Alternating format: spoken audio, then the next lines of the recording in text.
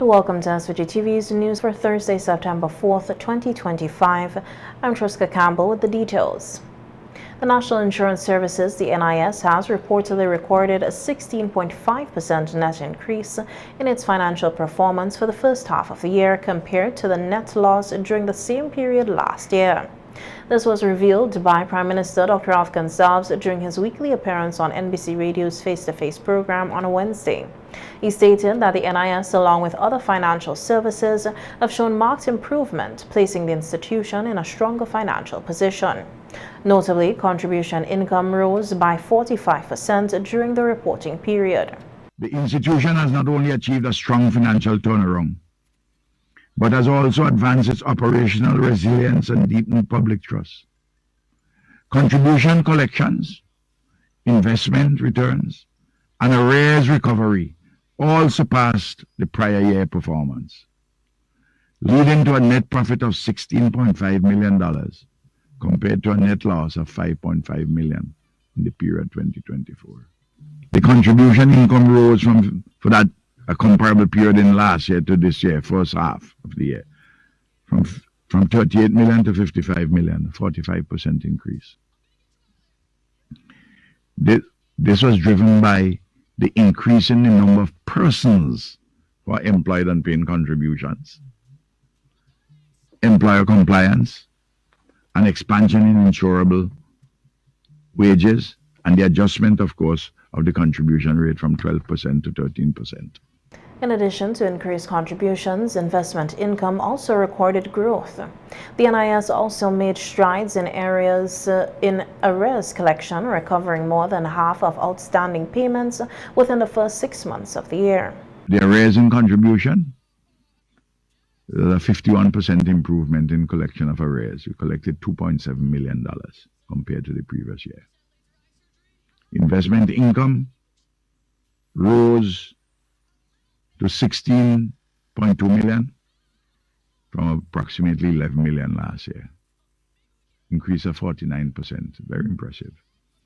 That related to the interest rates, dividend receipts, and some unrealized capital gains on the international equity investments that the NIS has. Dr. Gonsalves also disclosed that benefits expenses rose by $2 million, moving from $47 million last year to $49 million this year. Despite this increase, he emphasized that the growth in contribution income ensures that benefits expenses can be comfortably met. The Prime Minister noted that with the improved inflows, they are in a better position to pay out benefits without stress. The reported figures suggest a positive shift in the financial health of the NIS, following concerns in previous years about its long-term sustainability.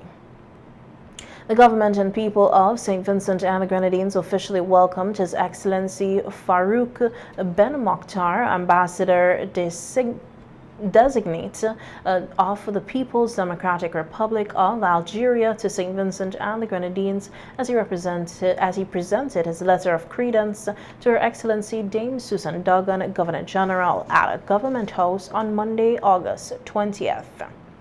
During his official visit, His Excellency Ambassador Ben Mokhtar also paid courtesy calls to Prime Minister Dr. Afghan Salves and Minister of Foreign Affairs, Foreign Trade and Consumer Affairs, the Honorable Frederick Stevenson.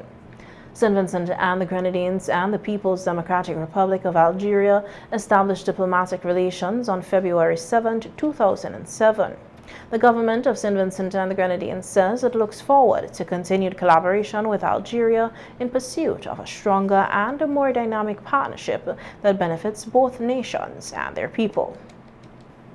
Minister of Housing, Informal Human Settlements, Youth and Sports, the Honorable Rando Brewster, is encouraging Vincentians to closely examine the track record of political parties over time. Speaking during a discussion on Star Radio on a Wednesday night, Minister Brewster emphasized the importance of comparison, noting that the opposition had what he described as 25 years of downtime without delivering meaningful improvements to their constituencies. He stressed that while the Unity Labour Party, the ULP government, remains focused on national development, the opposition appears more invested in complaining than contributing. These guys have a lot of time on their hand.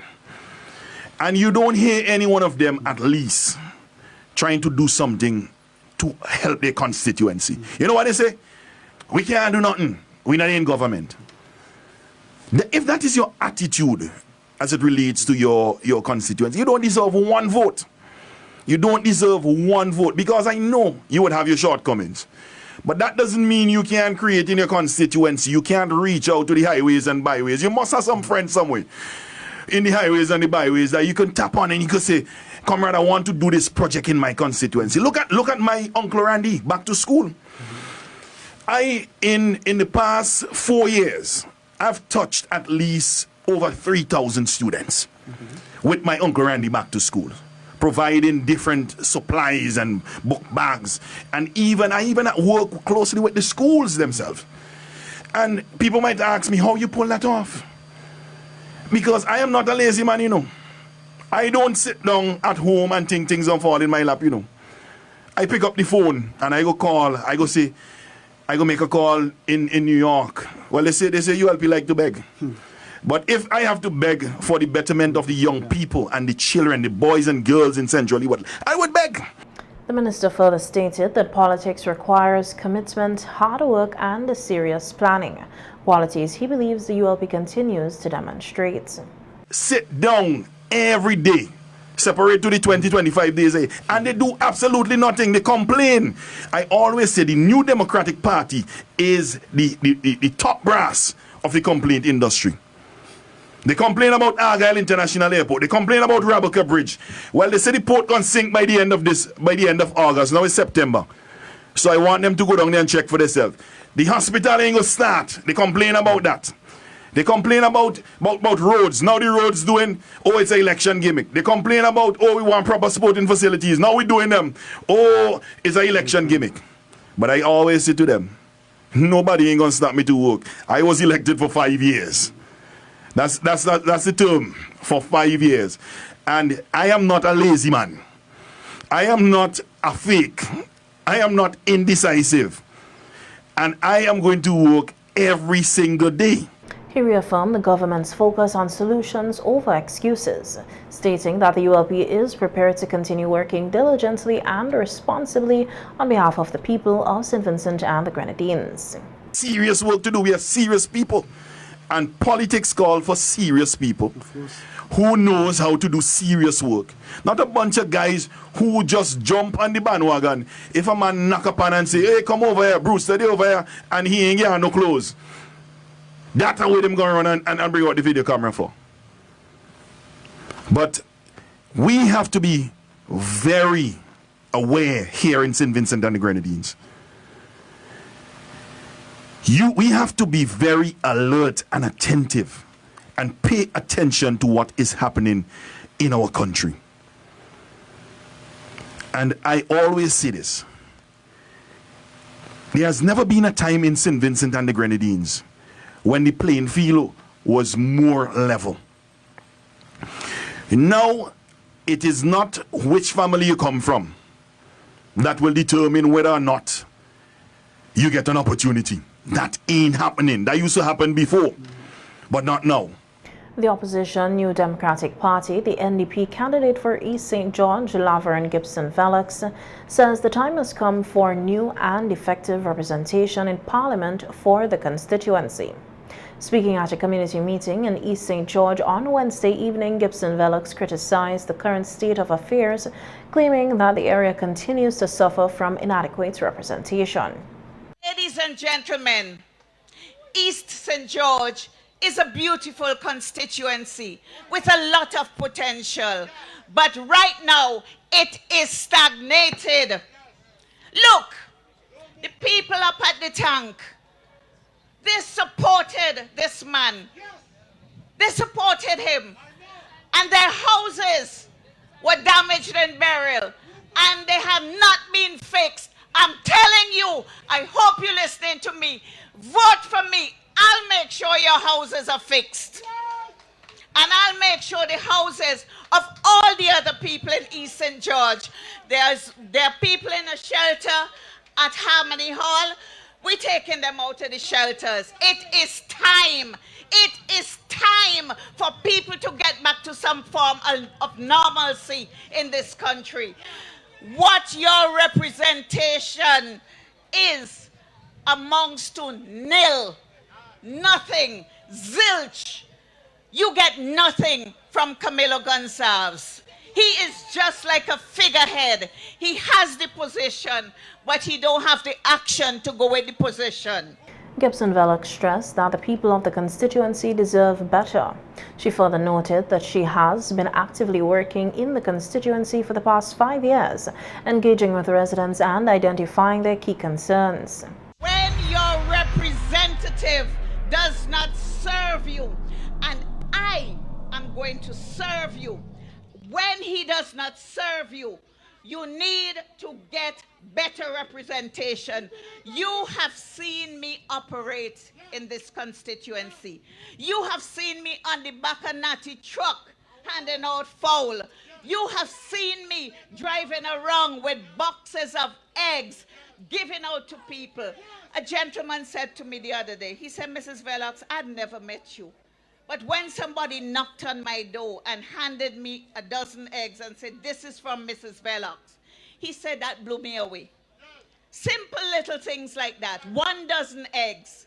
Gibson Vellox will face off against the incumbent Unity Labour Party candidate Camilo Gonçalves, who is seeking a 3rd consecutive term as Member of Parliament for East St. George in the upcoming general elections.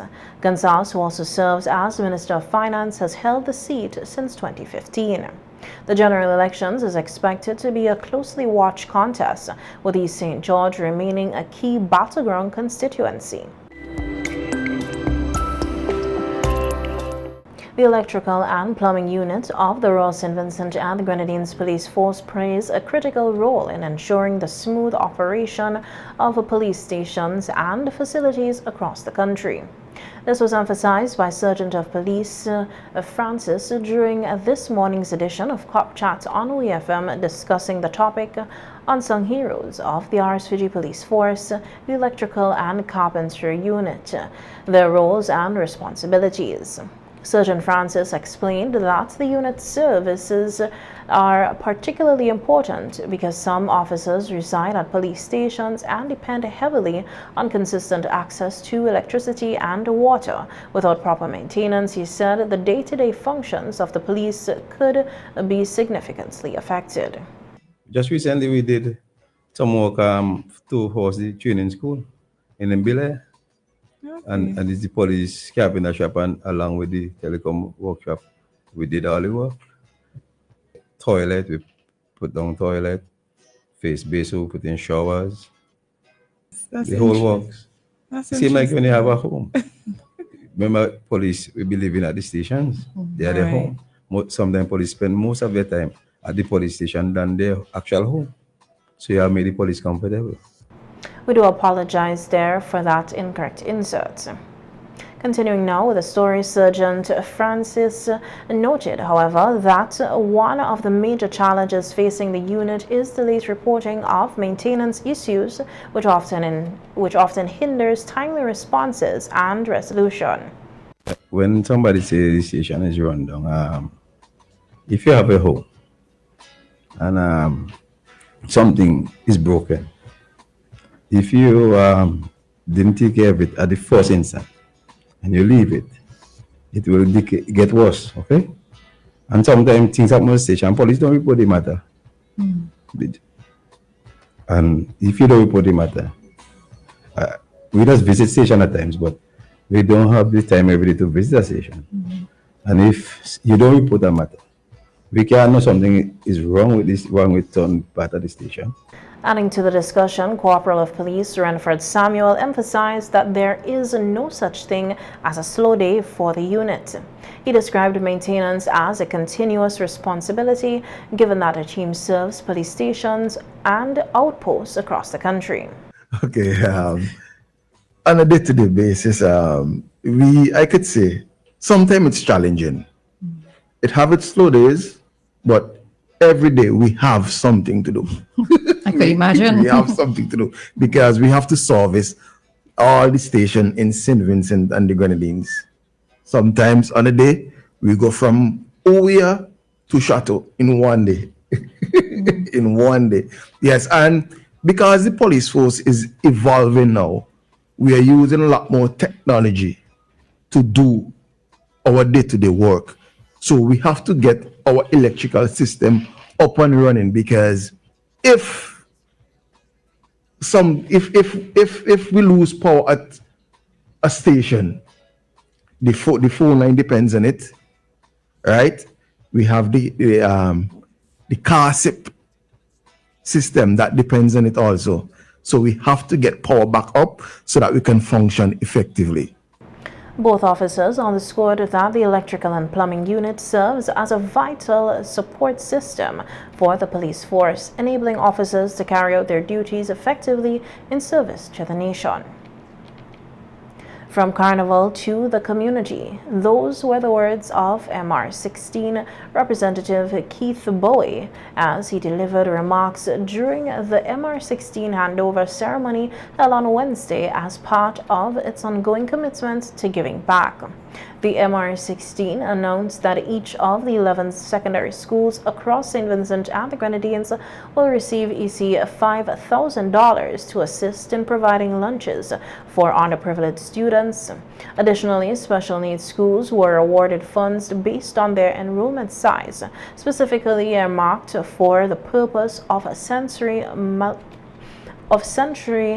manipulatives and other specialized materials to support differently abled learners. Bowie emphasized that what began as a simple party has evolved into a high-quality event with a deeper, more meaningful purpose.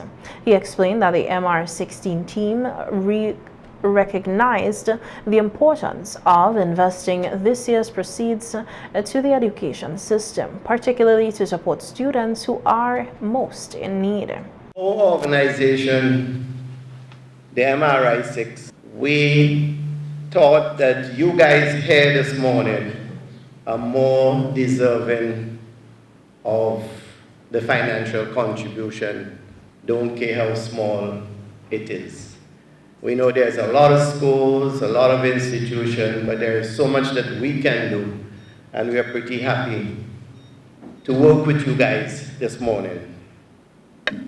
What started as a dream among 6 friends to host a world-class event has become a movement that gives back to the people of St. Vincent and the Grenadines. What began as a party became tradition, with the purpose of raising funds to improve lives across the islands.